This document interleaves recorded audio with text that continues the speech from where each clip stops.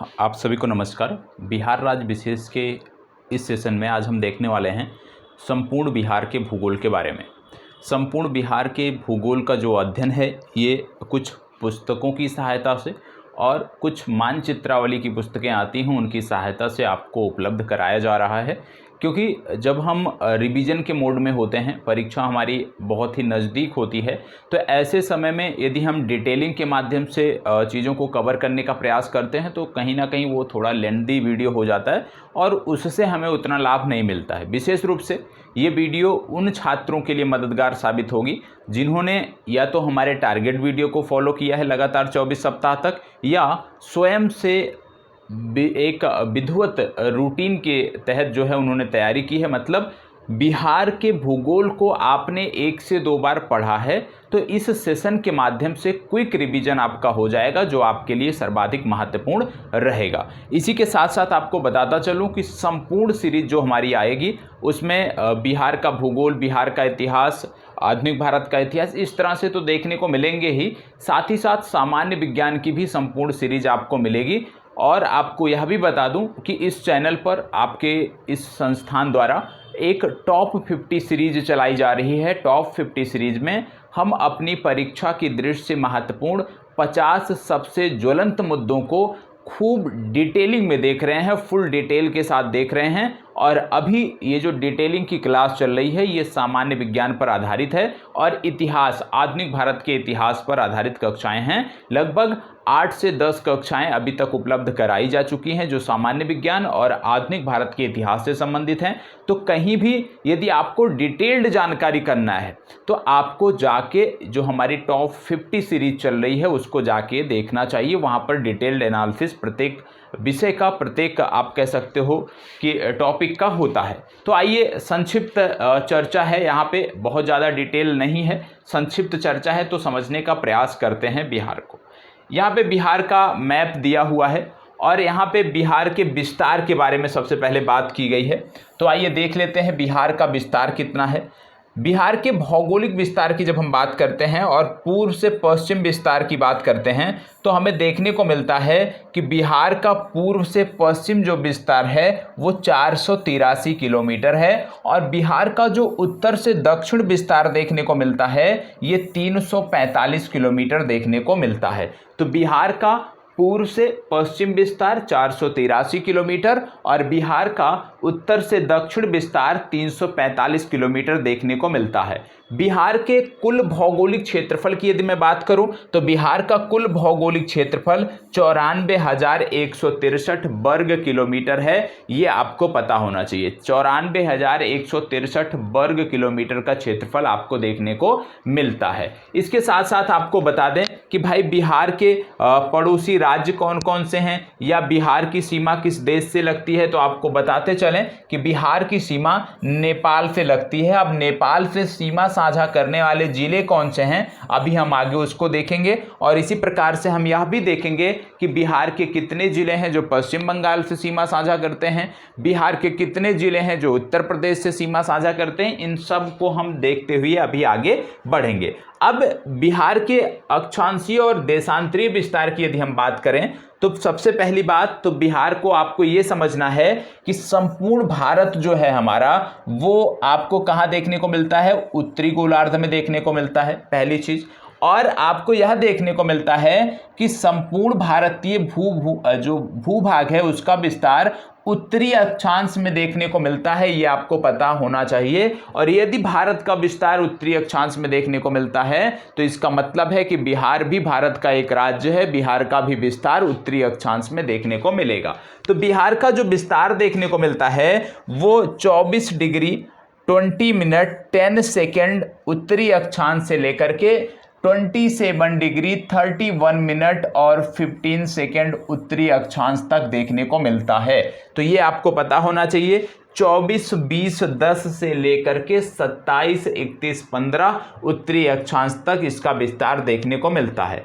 इसके देशांतरीय विस्तार की बात करें तो आपको बताता चलूं कि जो संपूर्ण भारत है वो पूर्वी गोलार्ध में स्थित है और बिहार भी आपको पूर्वी गोलार्ध में देखने को मिलता है। बिहार का जो आप कह सकते हैं देशांतरीय विस्तार है उसकी यदि मैं बात करूं तो 83 डिग्री 19 मिनट 50 सेकेंड से लेकर के 88 डिग्री 17 मिनट 40 सेकेंड तक पूर्वी देशांतर तक इसका विस्तार देखने को मिलता है। तो जब देशांतरीय विस्तार की बात करते हैं तो पूर्वी देशांतर की बात आती है, अक्षांशीय विस्तार की बात करते हैं तो उत्तरी अक्षांश की बात आती है। इसको आपको ध्यान रखना है। बिहार की यदि हम बात करें तो यहाँ पे बताया गया है कि 22 मार्च 1912 को बिहार उड़ीसा से अलग हुआ। 1 अप्रैल 1936 को बिहार उड़ीसा अलग हुए। 1 अप्रैल 1936 को उड़ीसा इससे अलग हो गया और 15 नवंबर 2000 को झारखंड इससे अलग हुआ। इतनी जानकारी आपको इस मैप से पता चल गई है। तो चलिए आगे बढ़ते हैं। ये तो बेसिक जानकारी है, सबको पता होगा। यहाँ पे कुछ जानकारियाँ और दी गई हैं, जैसे समुद्र तल से ऊंचाई बिहार की, तो औसत ऊंचाई जो समुद्र तल से है बिहार की वो 173 फीट देखने को मिलती है। समुद्र तट से दूरी की बात करें तो 200 किलोमीटर की दूरी देखने को मिलती है। अब बात कर लेते हैं बिहार के भौगोलिक परिचय की। तो इसको हम सेंसस जो है इसको अलग से देखेंगे, तो यहाँ पे इसकी चर्चा हम नहीं कर रहे हैं क्योंकि ये डेटा जो है ये अपडेटेड नहीं है। अब यहाँ पे हम बात कर ले रहे हैं, आप कह सकते हैं बिहार के राजकीय चिन्हों की। तो आइए देख लेते हैं। सबसे पहली बात, बिहार का राजकीय फूल क्या है? तो राजकीय फूल है गेंदा। बिहार का राजकीय पशु क्या है? तो राजकीय पशु है बैल। बिहार का राजकीय चिन्ह क्या है? तो बोधि वृक्ष जो है ये इनका राजकीय चिन्ह है। बिहार का राजकीय वृक्ष क्या है? तो राजकीय वृक्ष है पीपल। बिहार की राजकीय मछली क्या है? तो इसका नाम है मांगुर। और राजकीय पक्षी की बात करें तो बिहार का राजकीय पक्षी है गौरैया। ये आपको पता होना चाहिए, ठीक है। अब यहाँ पे वर्ष 2011 के सेंसस दिए हुए हैं। जैसे मैंने आपको बताया कि सेंसस को हम अलग से देखेंगे, तो सेंसस पर अभी हम यहाँ पे नहीं जा रहे हैं। सेंसस का जो आंकड़ा है वो अलग वीडियो के माध्यम से हम देखेंगे। अब बात आती है बिहार के वन्यजीव अभ्यारण्य की। बिहार के वन्यजीव अभ्यारण्य की बात करें तो आप जानते हैं बिहार में एकमात्र राष्ट्रीय उद्यान देखने को मिलता है और वह भी नेपाल के चितवन राष्ट्रीय उद्यान से सीमा साझा करता है। तो बिहार में यदि हम बात करें तो आपको देखने को मिलता है वाल्मीकि नगर राष्ट्रीय उद्यान एकमात्र राष्ट्रीय उद्यान है। और उदयपुर वन्यजीव अभ्यारण्य कहाँ देखने को मिलता है? ये पश्चिमी चंपारण में आपको देखने को मिलता है। इसके बाद वैशाली है। वैशाली जिला में क्या देखने को मिलता है? बदला सलीम अली झुब्बा साहनी अभ्यारण्य, ठीक है। इसके बाद बक्सर में क्या देखने को मिलता है? बक्सर पक्षी विहार देखने को मिलता है। कैमूर में क्या देखने को मिलता है? कैमूर वन्यजीव अभ्यारण्य देखने को मिलता है, ठीक है। इसके बाद फिर बात आती है कंवर झील पक्षी अभ्यारण्य की। आप जानते हैं बेगूसराय से संबंधित है। मुंगेर की जब बात करते हैं तो भीम बांध अभ्यारण्य जो है ये मुंगेर से संबंधित है। और भागलपुर की जब आप बात करते हैं तो विक्रमशिला गंगेटिक डाल्फिन अभ्यारण्य जो है वो भागलपुर से संबंधित है। गोगाबिल पक्षी अभ्यारण्य कटिहार से संबंधित है। इसके बाद कुछ और अन्य भी हैं, आइए उनको देख लेते हैं। जैसे पटना में बात करें तो संजय गांधी जैविक उद्यान पटना में, गया में गौतम बुद्ध अभ्यारण्य गया में, जमुई में नागी डैम पक्षी अभ्यारण्य और नकटी डैम, नागी नकटी डैम, ये दो अलग अलग हैं लेकिन कई बार क्योंकि यहाँ पे पक्षी गणना हुई थी तो इसको कई बार एक ही साथ लिखते हैं नागी नकटी डैम, तो याद रखिएगा ये जमुई से संबंधित है। राजगीर की बात करें तो राजगीर अभ्यारण्य और पंत अभ्यारण्य ये संबंधित है कहाँ से? राजगीर से। आइए बढ़ते हैं आगे। अब बात कर लेते हैं बिहार के खनिज संसाधनों के बारे में, ठीक है। अभी एक एक करके यहाँ पे घटना चक्र की जो पत्रिका आती है उसको भी मैंने रखा है, तो वहाँ पे अभी हम डिटेल से एनालिसिस करेंगे। अब यहाँ पे जैसे बताया गया है कि भाई सोरा को लेकर के एक विद्रोह भी हुआ था, आप सबको पता होगा, ठीक है। तो सोरा का संबंध कहाँ से है? पूर्वी चंपारण से है, सारण से है, ठीक है, और बेगूसराय से है। तो सोरा से संबंधित 3 जिले याद रखना है, पूर्वी चंपारण, सारण और बेगूसराय। इसके बाद चूना पत्थर की यदि बात की जाए तो कैमूर आपको याद रखना है। इसके बाद यदि आपसे पूछ लिया जाए चूना पत्थर, पायराइट, डोलामाइट, गंधक, तो रोहतास याद रखना है। कोयला पूछ लिया जाए तो औरंगाबाद याद रखना है। अभ्रक, यूरेनियम और लिथियम पूछ लिया जाए तो गया याद रखना है। नवादा में भी अभ्रक पाया जाता है। जमुई की बात करें तो क्वार्ट्ज, फेल्सपार और सोना देखने को मिलता है। मुंगेर की बात करें तो soapstone, silica sand, bauxite, quartz, चीनी मिट्टी के बर्तन देखने के मिलते हैं। और चीनी मिट्टी से जो बहुत सारे उत्पाद बनाए जाते हैं वो भी भागलपुर में देखने को मिलते हैं। तो इसको आपको याद रखना है। अब बात कर लेते हैं हम नदियों की, जहाँ से सबसे ज़्यादा प्रश्न आपके यहाँ बनते हैं। ठीक है, देखो बिहार के संबंध में कुछ टॉपिक हैं जो सबसे ज़्यादा महत्वपूर्ण हैं, जैसे बिहार का अपवाह तंत्र, बिहार की भौगोलिक संरचना, बिहार की जलवायु वर्गीकरण। ये कुछ महत्वपूर्ण टॉपिक हैं जो लगातार आपकी परीक्षाओं में पूछे जाते हैं। अब यहाँ पे बात हो रही है बिहार में नदियों की बात हो रही है, तो आइए देख लेते हैं। आप जानते हैं कि बिहार में जो गंगा नदी है ये बिहार के मध्य से होकर गुजरती है, बिहार के बीचों बीच से होकर के गुजरती है। और फिर कई सारी नदियां बिहार में, कुछ उत्तर से आकर गंगा में मिल जाती हैं, कुछ दक्षिण से आकर गंगा में मिल जाती हैं। तो सबसे पहले हम गंगा नदी को देखेंगे और गंगा नदी में उत्तर दिशा से आने वाली नदियों को या उत्तर दिशा से आने वाली सहायक नदियों को हम देखेंगे। सबसे पहले यहाँ पे बात हो रही है गंडक नदी की। ठीक है, गंडक नदी की बात करें तो इसका उद्गम नेपाल हिमालय से होता है। ठीक है, संगम कहाँ होता है? पहलेजा घाट पे इसका संगम होता है। किस नदी से? गंगा नदी से। तो ये जो आपकी नदी देखने को मिल रही है ये है गंडक नदी। ठीक है, गंडक नदी का संगम कहाँ पर होता है? गंगा नदी से होता है। कहाँ पे? पहलेजा घाट में होता है, ये आपको याद रखना है। दूसरी एक नदी आपको देखने को मिल रही है सरयू नदी, या इसी को घाघरा नदी भी बोलते हैं। इसका उद्गम कहाँ होता है? इसका उद्गम होता है माप चाचुंगो, तिब्बत पठार से। गंगा नदी ये मिल जाती है गंगा नदी से कहाँ पर? सारण में जाके मिल जाती है। और बिहार में ये प्रवेश कहाँ पे करती है? तो बिहार में ये प्रवेश सिवान से करती है। तो यह भी याद रखना है कि घाघरा नदी बिहार में प्रवेश कहाँ पे करती है? सिवान में करती है। और बिहार में गंगा से मिलती कहाँ पे है? तो ये सारण में जाके गंगा से मिल जाती है। इसके बाद आगे बढ़ते हैं तो आपको देखने को मिल रहा है बूढ़ी गंडक। बूढ़ी गंडक नदी की बात करें तो चौतरबा और बिशंभरपुर, पश्चिम चंपारण जो है वहीं से निकलती है। और गंगा नदी खगड़िया के पास जाकर ये गंगा नदी से मिल जाती है। तो बूढ़ी गंडक जो है ये खगड़िया के पास जाकर गंगा नदी से मिल जाती है। इसके बाद बात करें बागमती नदी की। बागमती का उद्गम कहाँ होता है? शिवपुरी श्रेणी से, नेपाल हिमालय से होता है। और संगम इसका कहाँ पे होता है? इसका संगम हो जाता है कोसी नदी में। कहाँ पे? बदला घाट में। तो इसका संगम कोसी नदी में हो जाता है। कहाँ पे? बदला घाट में। तो याद रखिएगा कि ये नदी आपकी है बागमती नदी, जो कि जाके कोसी नदी से मिल जाती है। ये आपको याद रखने की जरूरत है। तो बागमती नदी कोसी नदी से बदला घाट नामक स्थान पर मिल जाती है। इसके बाद बात आती है एक और कोसी की सहायक नदी, नाम है कमला। कमला नदी के उद्गम की बात करें तो महाभारत श्रेणी, सिंघुलिया गढ़ी, नेपाल से इसका उद्गम होता है। संगम की बात करें तो कोसी नदी से ये बदला घाट के पास जाकर मिल जाती है। तो ये भी किससे जाके मिल जाती है? ये भी जाके कोसी नदी से मिल जाती है। तो कोसी नदी की दो सहायक नदियां आपने देखा, बागमती और कमला। इसके बाद बात आती है कोसी नदी की। कोसी नदी की जब हम बात करते हैं तो हम देख रहे हैं कि इसका उद्गम नेपाल एवं तिब्बत के बॉर्डर से होता है। संगम गंगा नदी में होता है। कहाँ पे? कुर्सेला नामक स्थान पे ये संगम हो जाता है। तो कुर्सेला कटिहार में पड़ता है, वहीं पर इसका संगम हो जाता है। इसके बाद फिर बात करें उत्तर दिशा में तो एक और नदी बसती है जिसका नाम है महानंदा। महानंदा की बात करें तो इसका उद्गम दार्जिलिंग से होता है और संगम कहाँ पे होता है? गंगा नदी पे। कहाँ पे?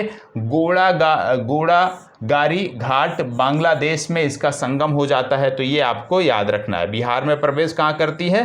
किशनगंज में ये प्रवेश करती है। तो ये तो हो गई उत्तर दिशा से गंगा में मिलने वाली नदियाँ क्रम से। जैसे पहले गंडक, गंडक के बाद बूढ़ी गंडक, बूढ़ी गंडक के बाद अगली नदी बागमती, बागमती के बाद कमला, कमला के बाद कोसी और कोसी के बाद महानंदा। ये क्रम भी आपको याद रखना है। यदि आपसे पूछ लिया जाए परीक्षा में, ठीक है, कि भाई बिहार में गंगा की जो सहायक नदियां हैं या गंगा में उत्तर दिशा से मिलने वाली जो नदियां हैं उनका पश्चिम से पूर्व क्रम लगाइए, पश्चिम से पूर्व क्रम में उनको सजाइए। तो सबसे पहले आपको किसको सजाना पड़ेगा? सबसे पहले आपको गंडक को सजाना पड़ेगा। गंडक के बाद दूसरे नंबर पे बूढ़ी गंडक को रखना पड़ेगा। बूढ़ी गंडक के बाद तीसरे नंबर पे बागमती को रखना पड़ेगा। बागमती के बाद चौथे नंबर पे कमला को रखना पड़ेगा और कमला के बाद पांचवें नंबर पर कोसी और कोसी के बाद महानंदा। ये क्रम आपको याद रखने की जरूरत है। ठीक है। अब इसमें यदि गंगा की सहायक नदी पूछी जाए तो आप बागमती और कमला को भूल जाएंगे, क्योंकि ये गंगा की सहायक नदी नहीं है, बल्कि ये जाके कोसी में मिल जाती हैं। अब बात कर लेते हैं कि ऐसी नदियां जो दक्षिण दिशा से आकर गंगा में मिलती हैं वो कौन कौन सी हैं। दक्षिण दिशा से गंगा में आकर मिलने वाली नदियां कौन कौन सी हैं, उनके बारे में हम बात कर लेते हैं। दक्षिण दिशा से गंगा में आकर मिलने वाली नदियां कौन कौन सी हैं, और अक्सर प्रश्न यहीं से पूछा जा रहा है इस समय, दक्षिण दिशा से गंगा में आकर मिलने वाली नदियों के बारे में। सबसे पहले यदि मैं बात करूं तो देखने को मिल रहा है कर्मनासा नदी। ठीक है। उद्गम कहाँ होता है? कैमूर पर्वत से उद्गम होता है और संगम गंगा नदी से हो जाता है। कहाँ पे? चौसा में। तो ये जो चौसा नामक स्थान पड़ता है, यहीं पर संगम हो जाता है किससे? कर्मनासा का। किस में? कर्मनासा का संगम हो जाता है गंगा नदी में। ये आपको याद रखना है। कर्मनासा के बाद जब हम और पूर्व की तरफ बढ़ते हैं तो एक नदी आती है सोन, जो मैकाल पर्वत से निकलकर आती है अमरकंटक श्रेणी से, और ये गंगा नदी से पटना के पास आकर मिल जाती है। तो ये आपकी हो गई सोन नदी, जो कि आके गंगा से मिल जाती है। इसके बाद और आगे जब हम बढ़ते हैं तो आपको देखने को मिल रहा है पुनपुन। पुनपुन की बात करें तो इसका उद्गम कहाँ पे होता है? इसका उद्गम होता है छोटा नागपुर पठार से, पलामू झारखंड से, और एक गंगा नदी से फतुहा पटना में आके मिल जाती है। तो ये आपको याद रखना है। ठीक है। इसके बाद अगला नदी आती है फल्गु नदी। फल्गु नदी की बात करें तो निरंजना और मोहना के संगम से इसका उद्गम होता है। ठीक है, गया में, और पुनपुन नदी में जाके ये नदी मिल जाती है। तो याद रखना है, ये फल्गु नदी किस में जाके मिल जाती है? ये जाके पुनपुन नदी में मिल जाती है। ये आपको याद रखने की ज़रूरत है। आगे बढ़ते हैं तो बात आती है किऊल नदी की। किऊल नदी की बात करें तो इसका उद्गम होता है तीसरी पहाड़ी क्षेत्र गिरिडीह झारखंड से। ठीक है, और ये गंगा नदी से सूरजगढ़ लखीसराय में जाके मिल जाती है। कहाँ पे? लखीसराय में ये गंगा से जाके मिल जाती है। इसके बाद बात आती है अजेय नदी की। अजेय नदी की बात करें तो देवघर झारखंड से इसका उद्गम होता है और इसका संगम भागीरथी नदी से पश्चिम बंगाल में हो जाता है। तो ये किससे जाके मिल जाती है? ये भागीरथी से जाके मिल जाती है। आगे बढ़ते हैं, फिर बात आ जाती है गंगा नदी की, क्योंकि आप जानते हैं ये जो मुख्य धारा है ये कौन सी है? ये गंगा नदी की है। तो इसका उद्गम गंगोत्री जो गोमुख है वहाँ से होता है। गंगोत्री धाम में गोमुख नामक स्थान है। गंगोत्री धाम से आज की तिथि में लगभग 12 से 15 किलोमीटर की दूरी पर यह स्थान है गोमुख नामक, जहाँ से इसका उद्गम होता है। संगम इसका बंगाल की खाड़ी में हो जाता है। बिहार में प्रवेश कहाँ करती है? तो छपरा में प्रवेश करती है। बिहार से बाहर कहाँ निकलती है? तो भागलपुर में बिहार से बाहर निकलती है। बिहार में कुल कितनी लंबाई में बहती है? तो 445 किलोमीटर में बहती है। और यदि आपसे पूछ लिया जाए कि गंगा नदी बिहार के कुल कितने जिलों से होकर बहती है, तो आपको याद रखना है कि गंगा नदी बिहार के कुल 12 जिलों से होकर के बहती है। तो ये तो हो गया नदी तंत्र के बारे में। अभी हम डिटेल से भी फैक्ट को भी हम देखेंगे। अब नदी घाटी परियोजनाओं की बात हो रही है। ठीक है, बिहार में नदी घाटी परियोजनाओं की बात हो रही है। नदी घाटी परियोजनाओं की बात करें तो सबसे पहली जो नदी घाटी परियोजना है वह है गंडक नदी घाटी परियोजना। ठीक है, नहर। अब इसमें आप देखते हो कई सारे नहरें निकाली गई हैं, जैसे तरविड़ी नहर, सारण नहर, तिरहुत नहर और तेऊर नहर। तो गंडक नदी घाटी जो परियोजना है उसमें कई सारी नहरें निकाली गई हैं, जो आपको पता होना चाहिए। और आपको यह भी बता दें कि जो आपको देखने को मिल रहा है, जैसे सिंचित भूमि कितना देखने को मिल रहा है? 43.68 लाख हेक्टेयर। सबसे ज़्यादा सिंचित जिला कौन सा है? सबसे ज़्यादा सिंचित जो जिला है वह है अरवल, जहाँ पे सिंचाई सुविधाओं का जो विकास है इन बहुउद्देशीय नदी घाटी परियोजनाओं के माध्यम से वो 86.85 है। इसके बाद आपको देखने को मिल रहा है कोसी नदी घाटी परियोजना नहर, इसमें पूर्वी कोसी नहर, पश्चिमी कोसी नहर और राजपुर नहर, साथ ही साथ बांध हनुमान नगर बांध भी यहाँ पे बनाया गया है। तो ये भी आपको पता होना चाहिए कि भाई बिहार में जब हम नदी घाटी परियोजनाओं की बात करते हैं तो 2 परियोजनाएं प्रमुख रूप से, ये आपको पता होना चाहिए। और तीसरी परियोजना जो यहाँ पे आती है वो आती है सोन नदी घाटी परियोजना। इसमें पूर्वी सोन नहर और पश्चिमी सोन नहर 2 नहरें निकाली गई हैं। तो यह याद रखना है। फैक्ट क्या है, बिहार की पहली नदी जोड़ो योजना कोसी मेची नदी जोड़ो योजना है। बिहार में सबसे ज़्यादा सिंचाई नहरों द्वारा की जाती है, ये आपको पता होना चाहिए। यहाँ से बहुत ज़्यादा प्रश्न नहीं आएंगे। हालांकि नवीनतम जो नदी घाटी परियोजनाएं हैं उनके बारे में आपको पता होना चाहिए, उनका स्टेटस क्या है ये आपको पता होना चाहिए। अब बिहार के जलप्रपात एवं झीलों की बात की जा रही है यहाँ पे। अब सबसे पहले झीलों को हम देख लेते हैं। जलप्रपात तो सीमित जिलों में हैं तो उनको अभी हम देख लेंगे। झीलों की जब हम बात करते हैं तो सबसे पहले आपको देखने को मिलता है कुशेश्वर स्थान झील। कुशेश्वर स्थान झील क्षेत्रफल 20 से 100 वर्ग किलोमीटर है। निर्माण कमला, करेह आदि नदियों के जल द्वारा होता है। तो याद रखिएगा कि भैया कुशेश्वर स्थान जो झील है उसमें किन नदियों के द्वारा जल आता है, कमला और करेह। मछली उत्पादन का प्रमुख केंद्र है। 1972 ईस्वी में इस झील को पक्षी अभ्यारण्य घोषित किया गया था। तो ये आपको याद रखना है कुशेश्वर स्थान। ठीक है, कहाँ देखने को मिल रहा है, दरभंगा। आगे देखने को मिल रहा है सहरसा। सहरसा में देखने को मिल रहा है सिमरी बख्तियारपुर झील, जिसका निर्माण कजमुनिया आप कह सकते हैं और सरदिया, कुमाबी, गोवस आदि झीलों के मिलने से हुआ। मतलब ये जो सिमरी बख्तियारपुर झील है इसका निर्माण कई सारी झीलों के मिलने से हुआ है और इसका संबंध है सहरसा से। फिर बात आती है गोगाबील झील। ठीक है, इसका क्षेत्रफल 5 वर्ग किलोमीटर है। मनिहारी क्षेत्र में देखने को मिलता है और इसका भी जो निर्माण है वह आसपास की कई सारी झीलों के मिलने से हुआ है और ये कटिहार से संबंधित है। फिर बात आती है कंवर झील की।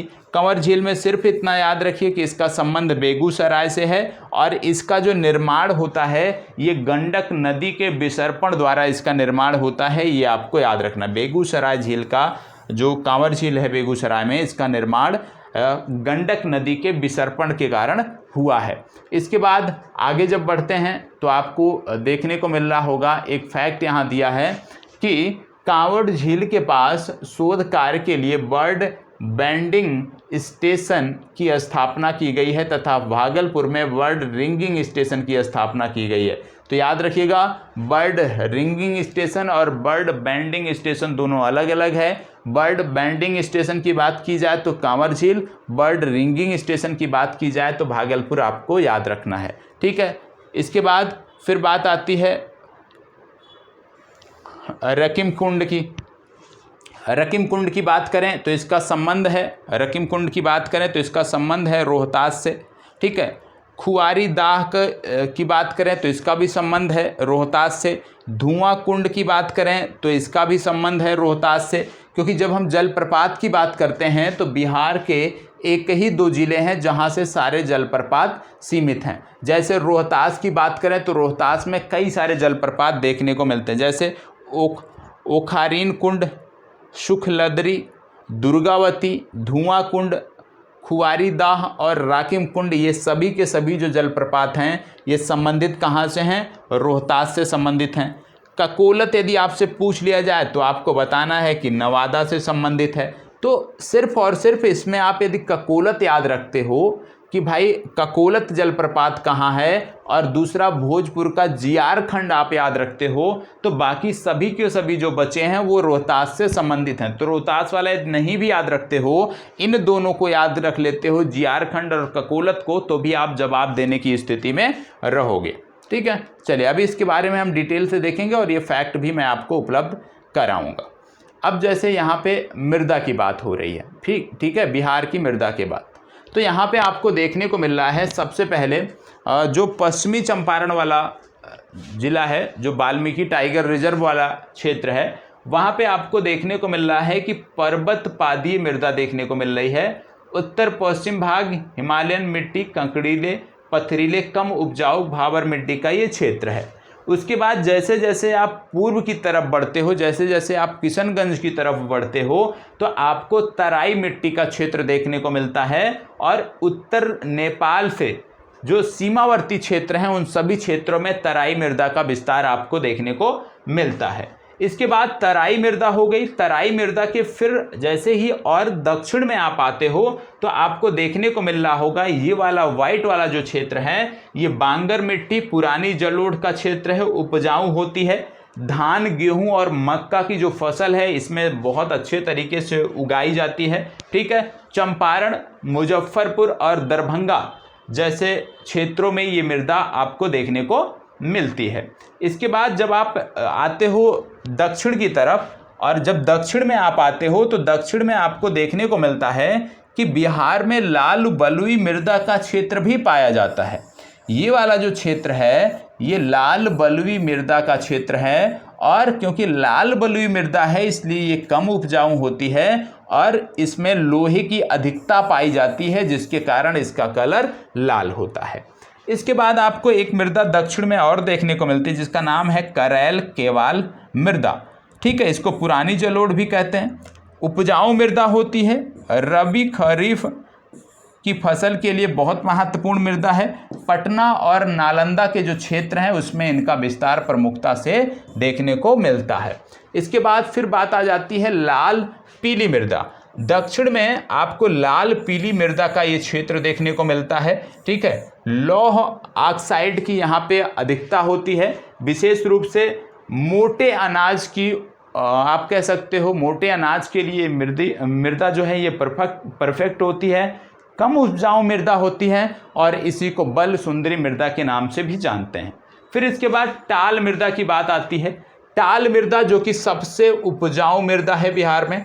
ठीक है, और ये गंगा नदी के दोनों तरफ, ठीक है, गंगा नदी के दोनों तरफ जो मैदानी क्षेत्र है वहाँ पे ये देखने को मिलती है। 8 से 10 किलोमीटर के रेंज में गंगा के उत्तर और गंगा के दक्षिण इसका विस्तार देखने को मिलता है। सबसे ज़्यादा उपजाऊ मृदा के रूप में आप इसको देखते हो।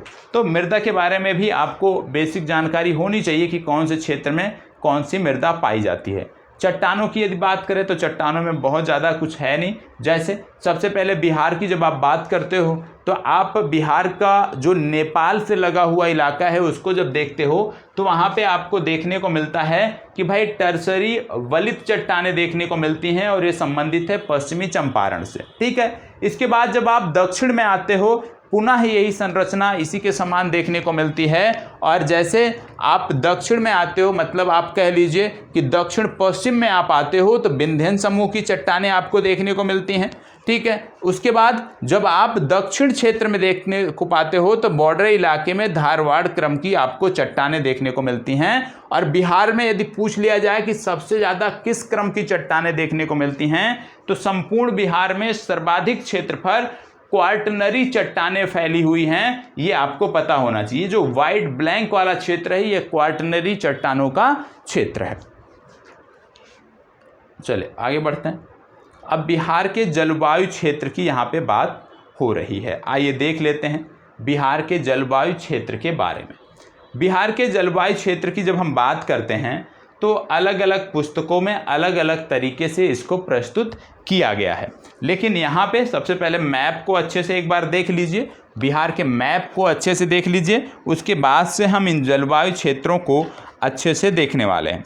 जलवायु क्षेत्रों से संबंधित प्रश्न पूछे जाते हैं तो यहाँ पे अच्छे से आपको इसको याद रखना है। ठीक है, सबसे पहली बात जब आप जलवायु क्षेत्रों की बात करते हो तो यहाँ पे आपको देखने को मिलता है 4 क्षेत्र आपको देखने को मिलते हैं। पहला क्षेत्र जिसको जोन 1 बोलते हैं, इसी को बोलते हैं CWA।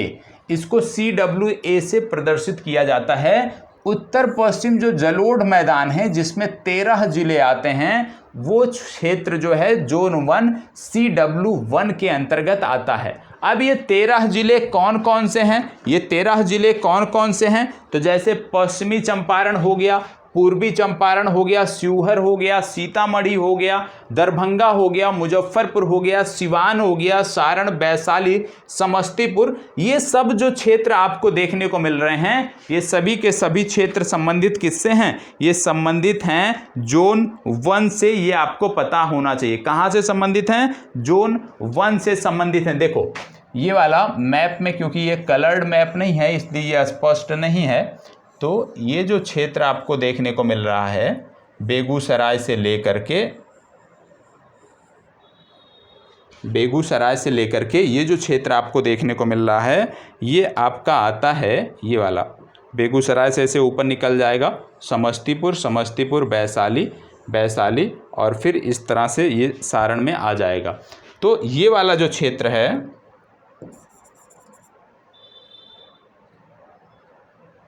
एक मिनट देखो,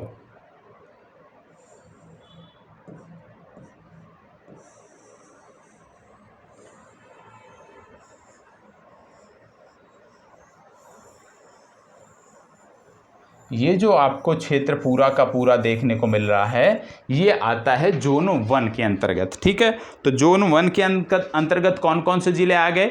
जोन 1 के अंतर्गत जो यहाँ पे जिले आ गए, एक एक करके काउंट कर लेते हैं। 13 जिले: पश्चिम चंपारण, पूर्वी चंपारण, शिवहर, सीतामढ़ी, मधुबनी, दरभंगा, समस्तीपुर, बेगूसराय, वैशाली, सारण, सिवान, गोपालगंज और मुजफ्फरपुर। ये जो जिले आते हैं ये जोन 1 के अंतर्गत आते हैं। CW1 से इनको प्रदर्शित किया जाता है और ये उत्तर पश्चिम जलोढ़ मैदान के जिले हैं। इसमें विशेष रूप से चावल, गेहूं, मक्का, आलू, गन्ना, आम और लीची की जो फसलें हैं वो उगाई जाती हैं, ये आपको पता होना चाहिए।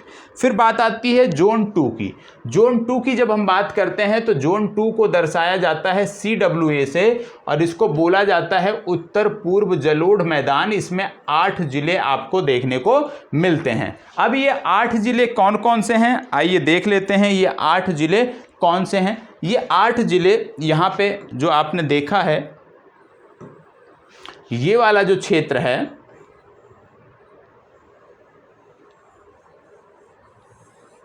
ये वाला संपूर्ण क्षेत्र जोन 2 के अंतर्गत आता है। ठीक है, सुपौल, अररिया, किशनगंज, पूर्णिया, मधेपुरा, सहरसा, खगड़िया और कटिहार, ये 8 जिले आपको यहाँ पे देखने को मिलते हैं। तो इसमें आपको जोन पता होना चाहिए। ठीक है, जोन के साथ साथ ये जोन किस क्षेत्र से संबंधित है, कहाँ पे ये देखने को मिलता है और कितने जिले हैं, नंबर ऑफ डिस्ट्रिक्ट्स जो हैं वो आपको पता होना चाहिए। अब इसके बाद बात आती है जोन 3 की। जोन 3 को 2 भागों में बांटा जाता है। एक आता है जोन 3A जिसको CSA से दर्शाया जाता है। ठीक है, और इसको दक्षिण पूर्व जलोढ़ मैदान कहते हैं। 6 जिले इसमें आते हैं। ठीक है, अब ये 6 जिले कौन कौन से हैं? इन 6 जिलों की जब मैं बात करता हूं तो ये 6 जिले कौन कौन से हैं? ये 6 जिले आपके देखने को मिल रहे हैं शेखपुरा, यहाँ से ये जो पूरा इलाका है ये इसके अंतर्गत आता है। ठीक है, तो शेखपुरा, लखीसराय, मुंगेर, भागलपुर, बांका और जमुई, ये 6 जिले जो हैं ये जोन 3 के A कैटेगरी के अंतर्गत आते हैं। जोन 3B के अंतर्गत जब हम बात करें तो यहाँ पे 11 जिले आते हैं। ये जो शेष जिले बचे हुए हैं ये जोन 3B के अंतर्गत आते हैं, ये आपको पता होना चाहिए। अब यहाँ पे कुछ चीज़ें हैं जो आपको याद रखनी है, जो आपको पता होना चाहिए। ठीक है, सबसे पहली बात, यदि आपसे पूछ लिया जाए कि भैया आपकी राजधानी जो पटना है वो किस जोन के अंतर्गत आती है, तो याद रखना है पटना जो राजधानी है आपकी वो जोन 3B के अंतर्गत आती है, दक्षिण पश्चिम जलोढ़ मैदान के अंतर्गत आती है, जिसमें पटना के अलावा 10 अन्य जिले आते हैं, या कुल मिलाकर आप कह लीजिए कि कुल 11 जिले इसमें आते हैं। अब इसमें कुछ चीज़ें हैं और जो आपको पता होना चाहिए, जैसे जोन 1 की यदि हम बात करें तो इसमें वर्षा कितनी होती है, तो याद रखिएगा जोन 1 में जो वर्षा है वो 104 सेंटीमीटर से लेकर 115 सेंटीमीटर तक वर्षा देखने को मिलती है। जोन 1 में 104 से लेकर के 145 सेंटीमीटर तक वर्षा देखने को मिलती है। दूसरी तरफ यदि हम जोन 2 की बात करें तो जोन 2 में 120 से लेकर के 140 सेंटीमीटर की वर्षा देखने को मिलती है। और फिर जोन थर्ड की यदि हम बात करें तो जोन थर्ड में 95 से लेकर के 115 सेंटीमीटर की वर्षा देखने को मिलती है। तो ये आपको पता होना चाहिए, ठीक है। सबसे ज़्यादा यदि हम देखें वर्षा कहाँ पे मिल रही है तो जोन 1 में सबसे ज़्यादा वर्षा आपको देखने को मिलती है। तो इतनी चीज़ें क्लियर होनी चाहिए। और इसके बाद फिर बढ़ते हैं आगे। वर्षा आपने देख लिया, जोन देख लिया कि किस प्रकार से इनको वर्गीकृत किया जाता है, ये बहुत महत्वपूर्ण था, ठीक है, क्योंकि यहाँ से प्रश्न बनते हैं, निश्चित रूप से कृषि जलवायु प्रदेशों से जुड़े हुए प्रश्न बनते हैं और उसके लिए आपको तैयार रहना पड़ेगा, ठीक है। इसके साथ साथ एक चीज़ और जो छूट गया है उसको भी यहीं पे कवर कर लेते हैं। एक आपका फैक्ट छूट गया है उसको भी यहीं पे कवर कर लेते हैं। जब हम कृषि जलवायु प्रदेशों की बात कर रहे हैं तो उसको भी यहीं कवर कर लेते हैं। अब जानते हैं बिहार का जो उत्तरी भाग है और जो दक्षिणी भाग है, दोनों की जो जलवायुविक दशाएं हैं वो अलग अलग देखने को मिलती हैं। और इन्हीं जलवायु दशाओं के अलग अलग होने के कारण जो विभिन्न भूगोलवेत्ता थे उन्होंने बिहार की जलवायु को अलग अलग तरीके से वर्गीकृत किया है। अब इसमें पूछा जाता है भाई कोपेन के अनुसार, सबसे पहले आप जानते हो कोपेन के अनुसार यदि पूछ लिया जाए, कोपेन के अनुसार उत्तरी बिहार और दक्षिणी बिहार, तो याद रखिएगा कोपेन के अनुसार यदि मैं उत्तरी बिहार की बात करूं तो इसको बोलते हैं CWG, ठीक है। कोपेन के अनुसार दक्षिणी बिहार की मैं बात करूं तो इसको बोलते हैं AW, ठीक है। तो AW हो गया और CWG। कोपेन के बाद फिर बात आती है त्रिवार्था,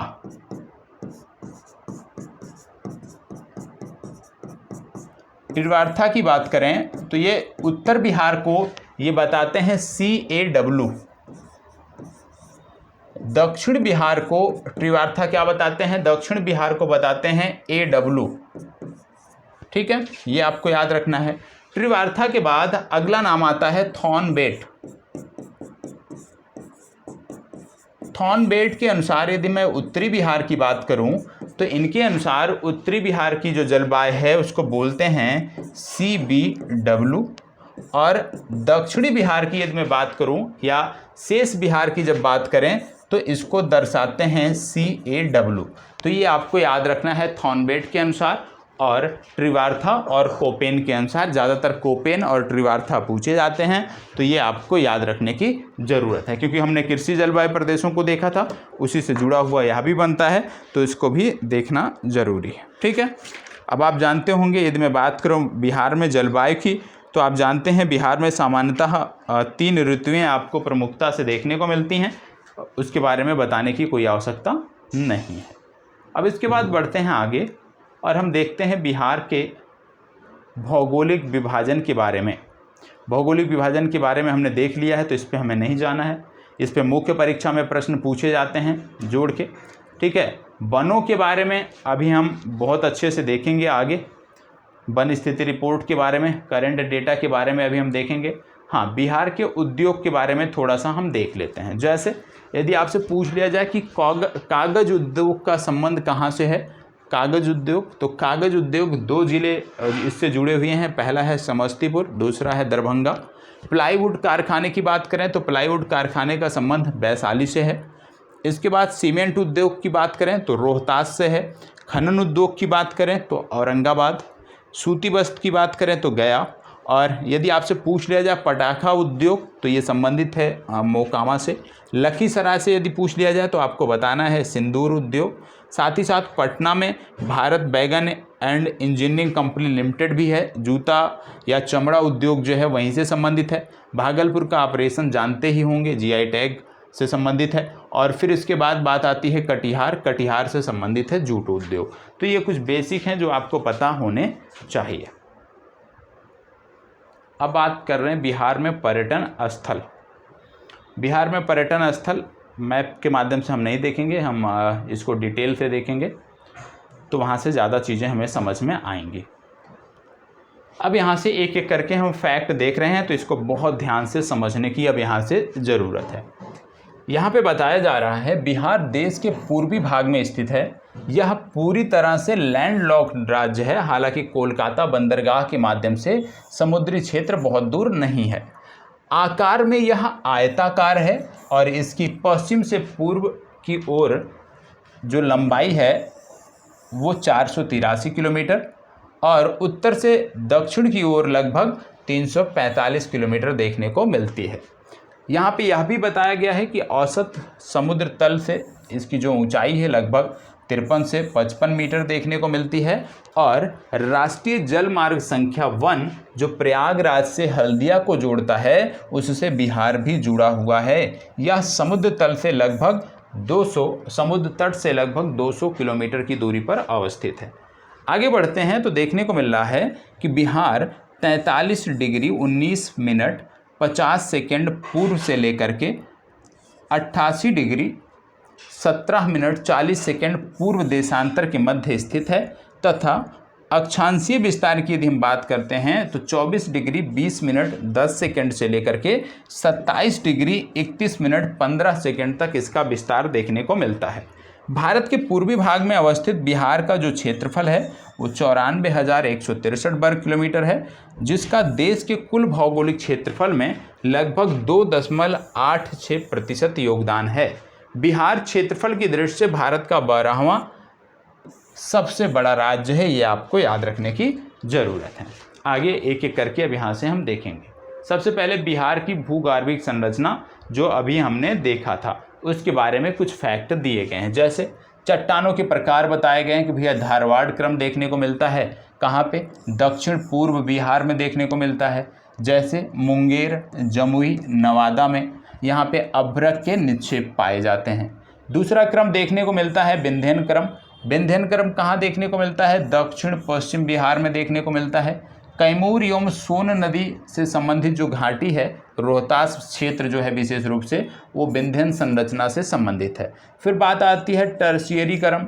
टर्शियरी क्रम की बात करें तो बिहार के जो हिमालयी तराई क्षेत्र हैं वहाँ पे ये पाया जाता है, विशेष रूप से पश्चिमी चंपारण के क्षेत्र में। अगला आता है क्वार्टनरी। क्वार्टनरी क्षेत्र की जब बात करते हैं तो हिमालय एवं छोटा नागपुर पठारी क्षेत्र के भागों में ये देखने को मिलता है। बिहार के अधिकांश भागों में ये चट्टान पाई जाती है। ठीक है, अब भू आकृतिक विभाजन की यहाँ पे बात हुई है। आइए भू आकृतिक विभाजन को पढ़ लेते हैं। भू आकृतिक विभाजन को जब हम पढ़ते हैं तो बोला गया है बिहार को मुख्यतः 3 भू आकृतिक प्रदेशों में बांटा जा सकता है। कौन कौन? शिवालिक श्रेणी, बिहार का मैदान और दक्षिणी पठारी क्षेत्र। तो 3 भू आकृतिक प्रदेशों में बांटा जाता है, शिवालिक श्रेणी, बिहार का मैदान और दक्षिण पठारी क्षेत्र।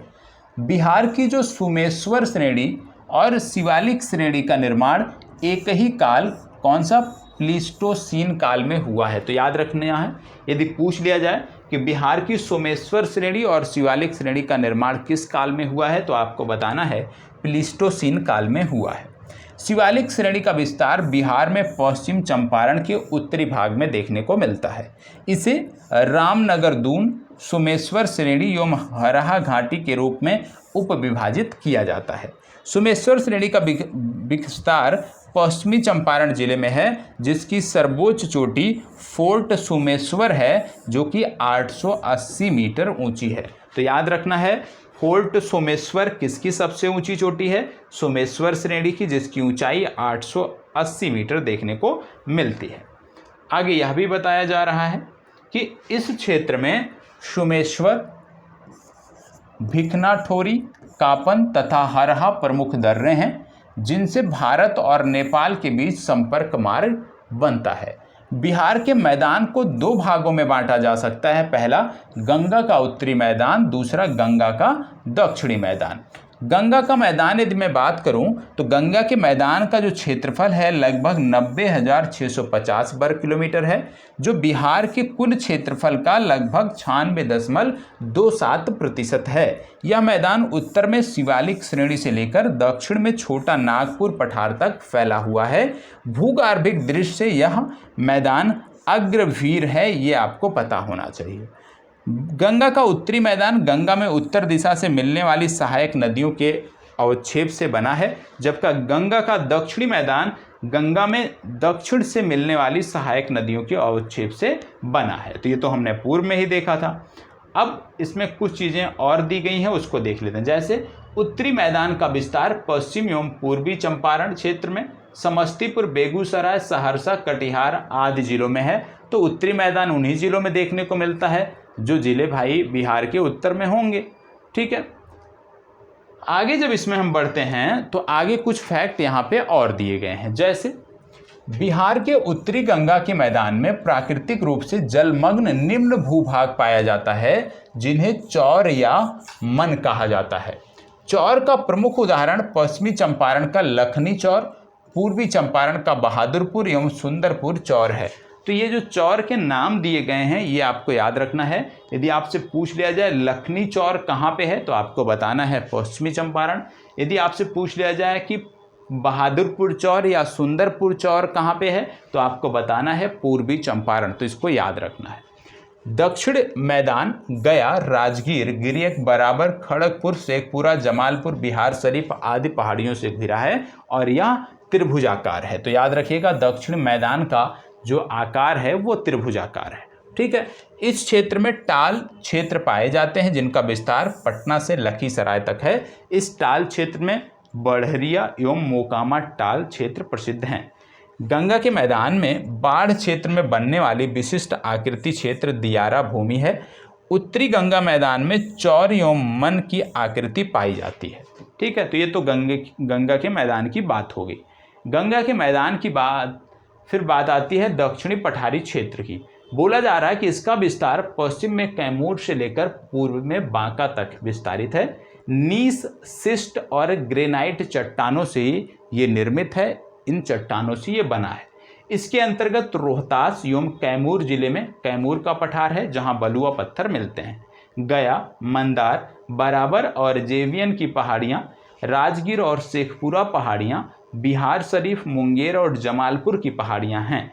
सोन नदी कैमूर के पठार को छोटा नागपुर के पठार से अलग करती है। तो याद रखिएगा सोन नदी विभाजक के रूप में कार्य करती है। किसमें? कैमूर के पठार और छोटा नागपुर के पठार को विभाजित करने वाली जो नदी है वो कैमूर नदी है।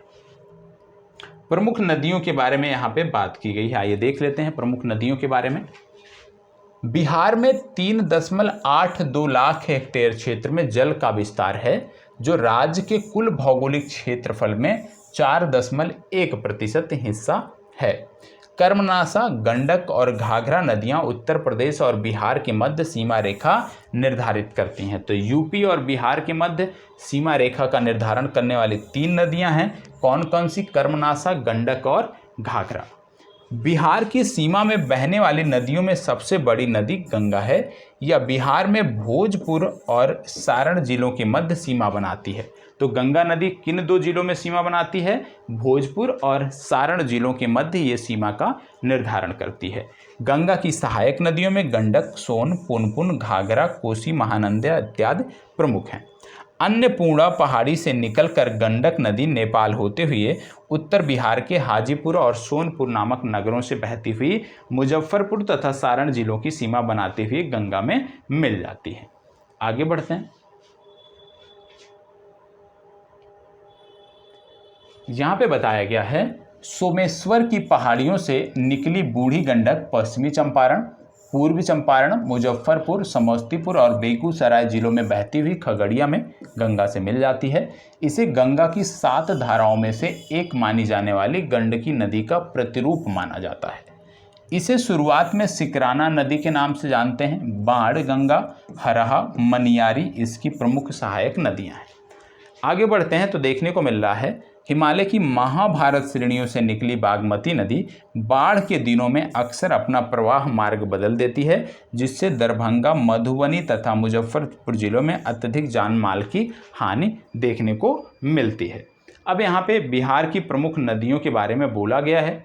ठीक है, उद्गम कहाँ से होता है ये अपने आप में महत्वपूर्ण है। तो ये चार्ट यदि हम देख लेंगे तो नदियों वाला जो हमारा फैक्ट है, जो नदियों वाले फैक्ट हैं वो हमारे तैयार हो जाएंगे। ठीक है, और मैं फिर से कह दे रहा हूँ ये सेशन उन्हीं के लिए महत्वपूर्ण है जिन्होंने पहले से एक बार दो बार बिहार के भूगोल को पढ़ रखा है तभी ये चीज़ें समझ में आएंगी।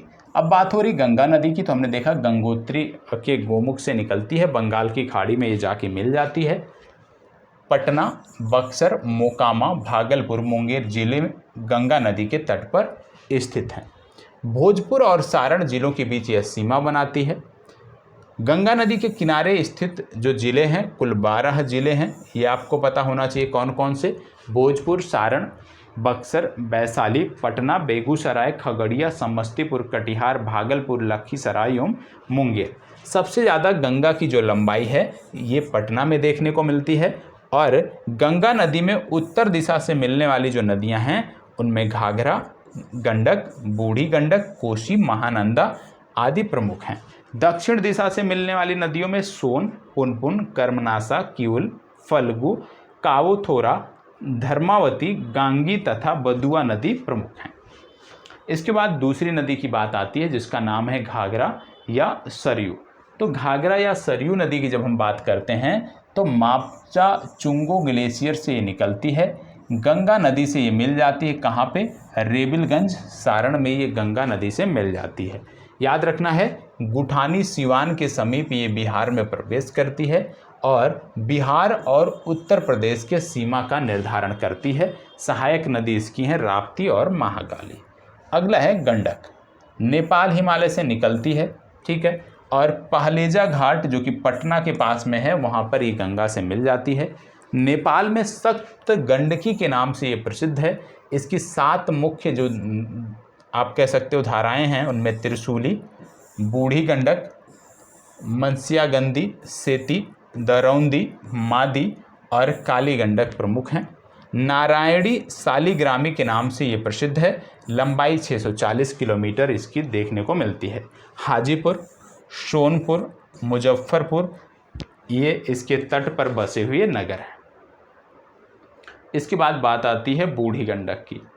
बूढ़ी गंडक नदी की हम बात करें तो चौतरवा और बिशंभरपुर पश्चिम चंपारण से ये निकलती है। गंगा नदी से खगड़िया के निकट मिल जाती है। लंबाई 320 किलोमीटर। मसान, बलौर, पंडई, सिकता, तिलवे ये कुछ इसकी सहायक नदियां हैं। बाढ़ के दिनों में ये मार्ग बदल देती है। बिहार में गंगा की सबसे बड़ी सहायक नदी है, याद रखिएगा। बिहार में गंगा की सबसे बड़ी सहायक नदी जो है वो बूढ़ी गंडक है। इसके बाद बात आती है बागमती की। बागमती की बात करें तो शिवपुरी श्रेणी नेपाल से ये निकलती है। कोसी नदी से जाके मिल जाती है। कुल लंबाई 589 किलोमीटर और इसमें सीतामढ़ी ज़िले में ये बिहार में प्रवेश करती है। सिर्फ इतना आपको याद रखना है। अगला है कमला बलान। कमला बलान की बात करें तो महाभारत श्रेणी नेपाल से निकलती है और बागमती नदी से ये मिल जाती है। मिथिला के क्षेत्र की बहुत पवित्र नदी मानी जाती है और मैनावती, धौरी, बलान इसकी मुख्य सहायक नदियां हैं। इन्हीं नदियों के मिलने से इसका नाम कमला बलान हो जाता है और मधुबनी जिले में जयनगर के पास भारत में प्रवेश करती है। जयनगर से कुर्था आपको याद होगा रेलवे मार्ग, तो जयनगर में ये प्रवेश करती है भारत में, ये आपको पता होना चाहिए। चले आगे देख लेते हैं और इसको मैं डिटेल से भी कराऊंगा। जो टॉप 50 सीरीज है हमारी उसके अंतर्गत इसको हम डिटेल से भी देखेंगे। चलो इसके बाद बात आती है कोसी नदी। नेपाल एवं तिब्बत के बॉर्डर से निकलती है। गंगा नदी में कुर्सेला, कटिहार में मिल जाती है। मार्ग परिवर्तन के कारण कुख्यात है। बिहार का शोक भी इसे कहा जाता है, ठीक है। महानंदा की बात करें, दार्जिलिंग से निकलती है। गंगा नदी से ये गोडागारी बांग्लादेश में मिल जाती है। इसमें सिर्फ आपको इतना याद रखने की ज़रूरत है। तो इस प्रकार से सोन नदी हो गया, तो सोन नदी का उद्गम कहाँ है वो पता होना चाहिए। पुनपुन का कहाँ है वो पता होना चाहिए। इसमें बहुत ज़्यादा कुछ फैक्ट नहीं है। अब कर्मनासा की हम बात कर लेते हैं। कर्मनासा कैमूर पर्वत से निकलती है। गंगा नदी से चौसा नामक स्थान पर मिल जाती है। बिहार में इसे अशुभ या अपवित्र नदी माना जाता है, इसलिए इसका नाम आपको याद रखने की ज़रूरत है। आगे बढ़ते हैं। अब महत्वपूर्ण यहाँ पे जो जल कुंड है उनके बारे में यहाँ पे बात हो रही है, ठीक है। महत्वपूर्ण जल कुंडों में जैसे ब्रह्मा कुंड राजगीर, सूर्य कुंड राजगीर, ऋषि कुंड मुंगेर, लक्ष्मण कुंड मुंगेर, तो जो ये आपको देखने को मिलते हैं महत्वपूर्ण जलकुंड, ये सिर्फ 2 जिलों में देखने को मिलते हैं, राजगीर या तो मुंगेर। राजगीर में 4 प्रमुख हैं और मुंगेर में भी 4 प्रमुख हैं। तो राजगीर वाले या तो पूरा याद रख लीजिए या तो मुंगेर वाले याद रख लीजिए, तो आपको आसानी होगी।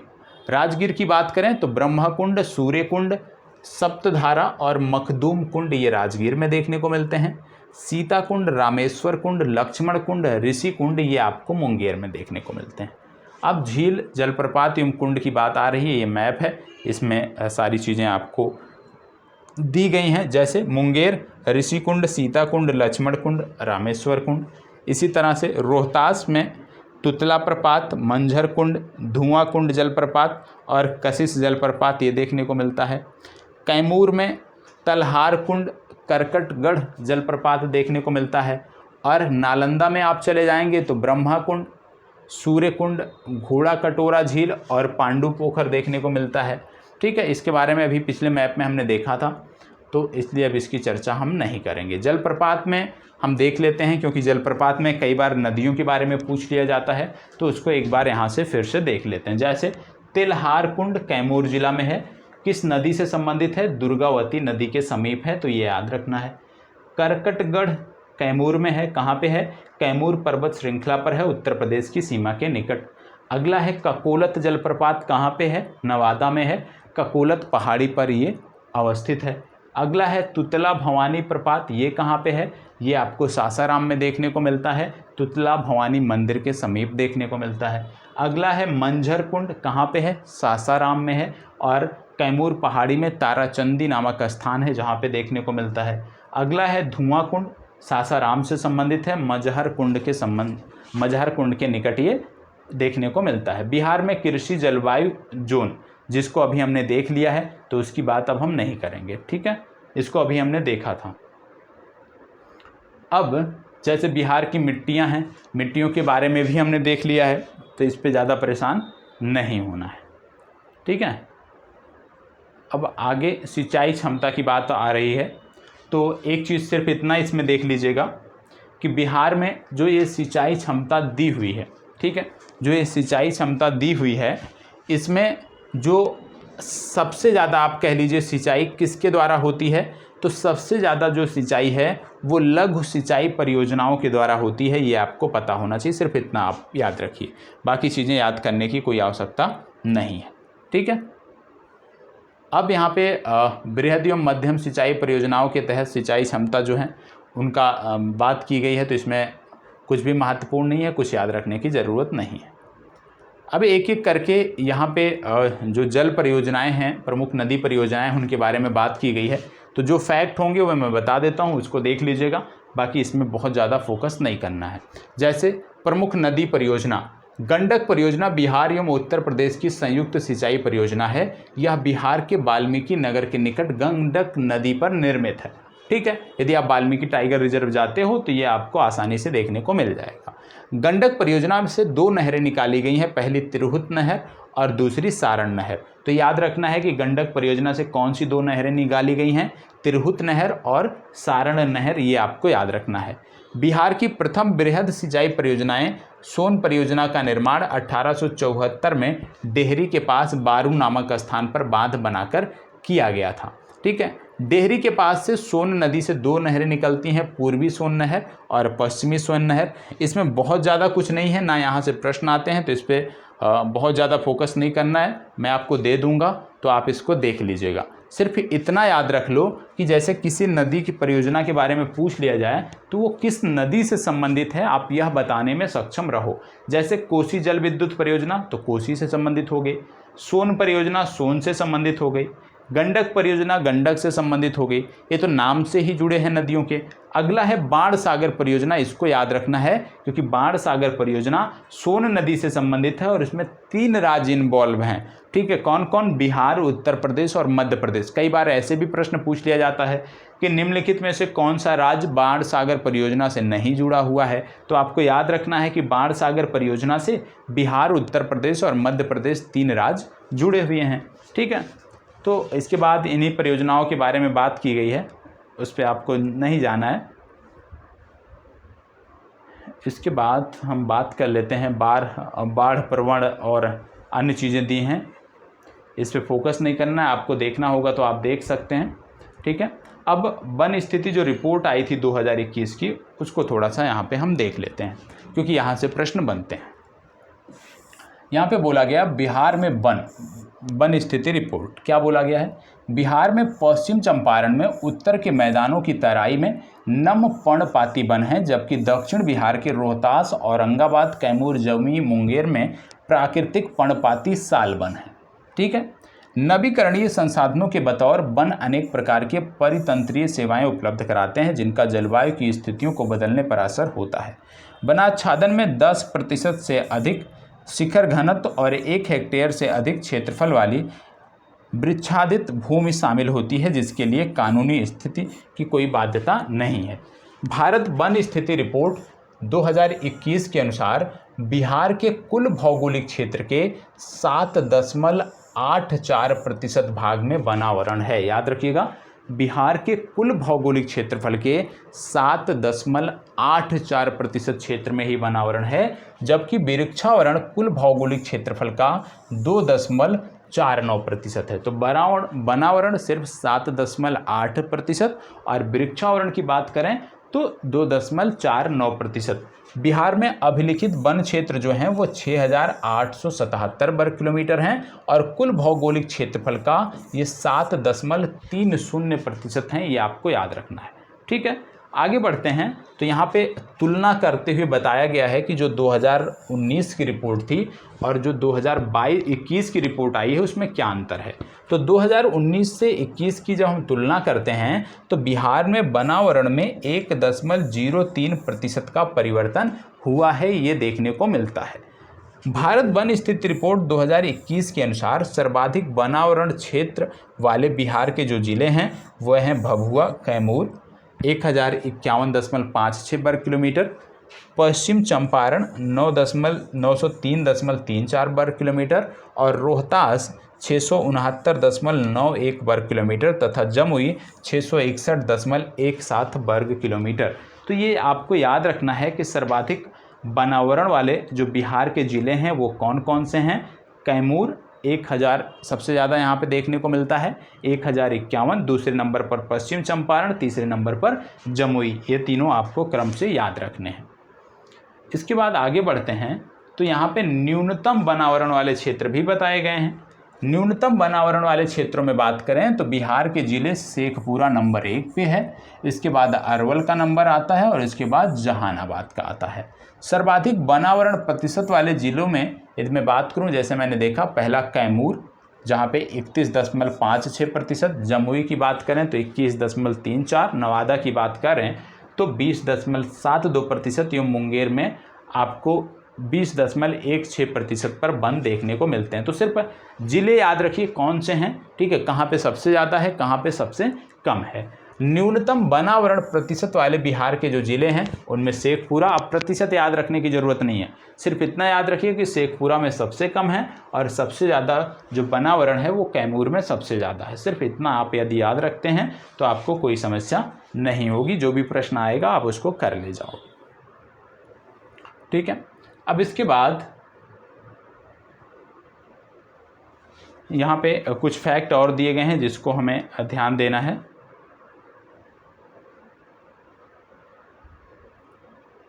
पहली चीज़ तो ये, बिहार में वनाच्छादन और वृक्षाच्छादन का जो क्षेत्रफल है वो 2019 में कितना था, 9,309 वर्ग किलोमीटर और 2021 में कितना हुआ, 9,722 किलोमीटर।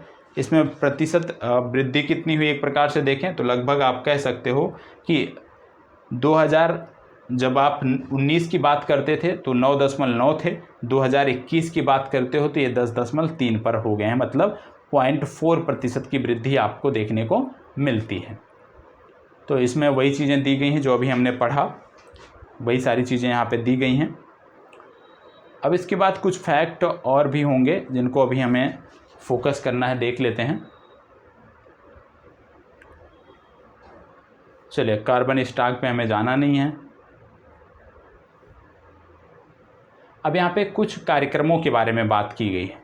ठीक है, जो विशेष रूप से आप कह सकते हो इस दिशा में बेहतर कार्य कर रहे हैं या प्रोत्साहन के लिए चलाए जा रहे हैं। जैसे जन जीवन हरियाली अभियान, ये क्या है? बिहार सरकार द्वारा जन जीवन हरियाली अभियान का आरंभ 2019 में किया गया था। इसके तहत वन विभाग राज्य में पौधशाला निर्माण और सघन वृक्षारोपण के लिए नोडल विभाग है। अभियान का मुख्य उद्देश्य राज्य में हरियाली को बढ़ाने के लिए लोगों को वृक्षारोपण, जल संरक्षण और पर्यावरण का संरक्षण आदि इसके क्षेत्र में लोगों को जानकारी देना है। ठीक है, इसके तहत कुछ लक्ष्य थे, उन लक्ष्यों की बात हुई है, उस पर आपको जाना नहीं है क्योंकि इस तरह के प्रश्न आपके यहाँ नहीं पूछे जाते। देखो, ज़रूरी है कि हम उन फैक्ट को पढ़ें जो हमारे यहाँ सबसे ज़्यादा पूछे जाते हैं, जिनका हमारी परीक्षाओं में वेटेज है। यदि वेटेज है और हम उनको पढ़ रहे हैं तब तो हमारे लिए कामगार हैं। यदि वेटेज नहीं है और फिर भी हम उनको पढ़ रहे हैं तो कहीं ना कहीं हमारे समय की बर्बादी है, तो उस पर ज़्यादा ध्यान आपको नहीं देना है। टाइगर रिजर्व के बारे में हमने देख लिया, इन सब फैक्टों के बारे में हमने देख लिया है। तो लगभग आप कह लीजिए कि ज़्यादातर जो बिहार के फैक्ट थे, बिहार के भूगोल के, वो आपके कंप्लीट हुए हैं। जो इसमें पीडीएफ है वो पीडीएफ मैं आपको उपलब्ध करा दूंगा। उस पीडीएफ को एक बार आप स्वयं से भी देख लीजिएगा। और यदि डिटेल में आपको क्लास चाहिए, ठीक है, बिहार का भूगोल डिटेल में चाहिए, तो टॉप 50 की जो सीरीज चल रही है उसको ज्वाइन कर लीजिए। जैसे ही वहाँ पे सामान्य विज्ञान समाप्त होता है वहाँ पे हम बिहार को प्रारंभ कर देंगे। ठीक है, सेशन कैसा लगा ज़रूर बताइएगा। मिलते हैं बिहार के इतिहास में या बिहार की राज व्यवस्था के साथ। तब तक के लिए इसी प्रकार हमारे साथ बने रहें। धन्यवाद, बहुत बहुत आभार।